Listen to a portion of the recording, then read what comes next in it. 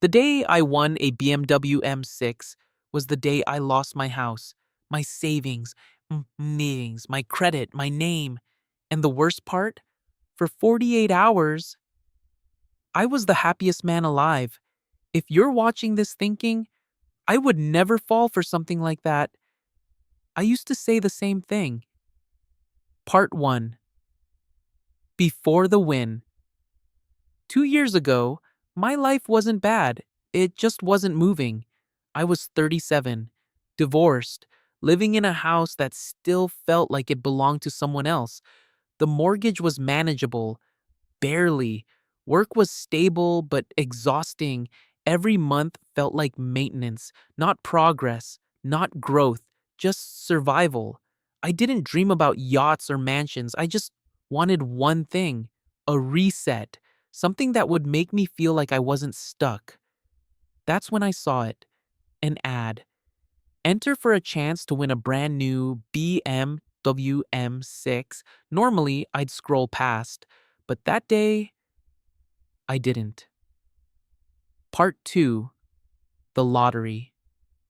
The website looked flawless, professional design, high-resolution photos, legal disclaimers, testimonials with videos. It didn't feel like spam. It felt corporate. They weren't asking for money, just registration, name, email, phone number. I remember thinking, what's the harm? I signed up, forgot about it, until 3 weeks later. Part 3. The Call. I was at work when my phone rang. Unknown number. I almost ignored it. I wish I had. A calm, confident voice said, "Congratulations. You are our grand prize winner." I laughed. Actually laughed. I thought it was a prank. But he knew my full name, my address, the entry ID number. He explained everything clearly. No rush, no pressure. There were steps, verification, paperwork, standard prize tax documentation. He even encouraged me to check the website. It was still there, still professional, still convincing. I hung up shaking. I had just won a BMW M6, Part 4, The Dream. That night I didn't sleep. I imagined driving it, black paint, aggressive headlights, that low engine growl. I pictured pulling into work, neighbors staring. For once, I wouldn't feel behind. For once, I'd feel ahead. The next day, they sent documents, prize claim forms, identity verification, tax compliance paperwork. It all looked official. There were logos, reference numbers, digital signatures. They explained they needed a copy of my ID proof of address, banking confirmation for tax registration processing. It made sense. You can't just give someone a car without paperwork. I sent everything, without hesitation. Part 5. The Delivery. 3 days later, a truck pulled up to my driveway. I will never forget that sound. Hydraulics lowering, metal ramps unfolding. My neighbors came outside. The driver stepped out. "Congratulations," he said. And then I saw it. A black BMW M6. Perfect. Glossy, beautiful. It didn't look rented. It didn't look temporary. It looked like mine. He handed me keys. Real keys. I touched the door handle. The leather interior smelled brand new. When I pressed the ignition, that engine roared. Deep, powerful, alive. I sat there gripping the steering wheel thinking, this is it. This is the moment my life changes. And for 48 hours, I believed it had. Part 6. The Small Cracks. The first sign was subtle. I received an email about a final compliance verification. They needed confirmation of my banking access to process ownership transfer. Temporary access, secure portal, encrypted system. I hesitated for the first time, but I rationalized it. They already delivered the car. No scammer would go this far. Right? I logged in through their portal, entered verification codes, confirmed identity. It felt routine, boring even. I had no idea I was handing them everything. Part 7.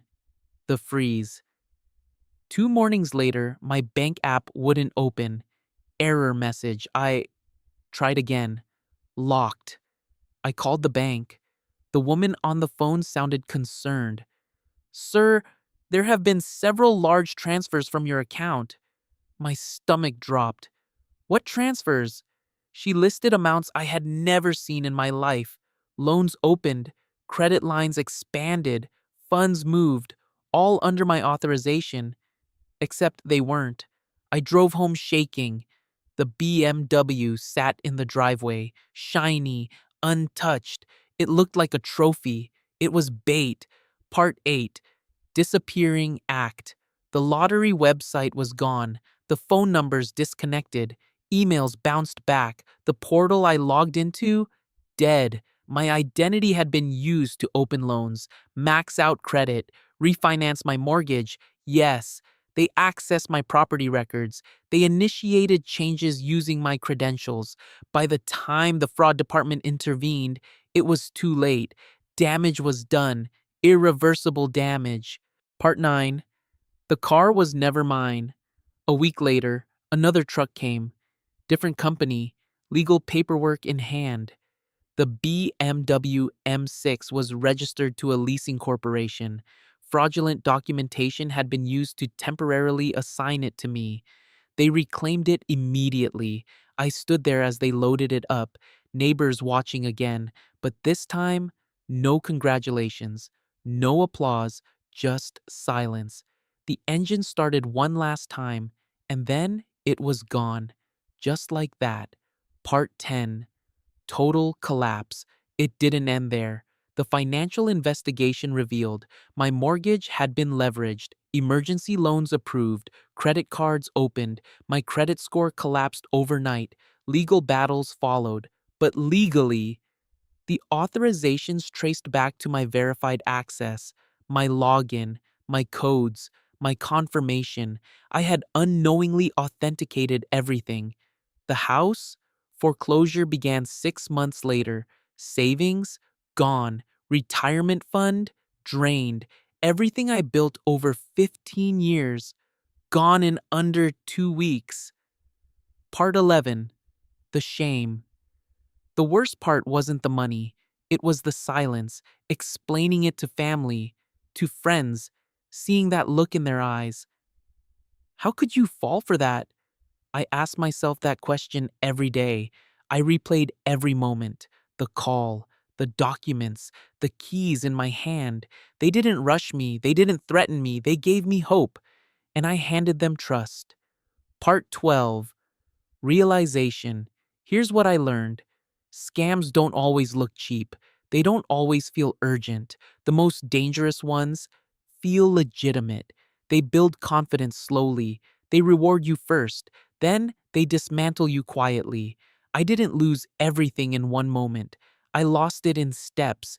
Each one felt reasonable. Each one felt safe. Until it wasn't. Final monologue. I don't tell this story for sympathy. I tell it because I was educated, careful, not reckless, and I still fell. The day I won that BMW M6, I felt chosen, lucky, special. But I wasn't chosen. I was targeted, and for 48 hours, I lived inside a dream so convincing, I never questioned the foundation. Now, I rent a small apartment. I'm rebuilding credit, starting from zero. Sometimes I still hear that engine in my head, that deep roar, and I remember how it felt to believe everything was about to change. It did change, just not the way I imagined. If you ever feel like something is too perfect, pause, question it, because sometimes the thing that looks like your breakthrough is the beginning of your collapse. And trust me, you don't want to learn that the way I did.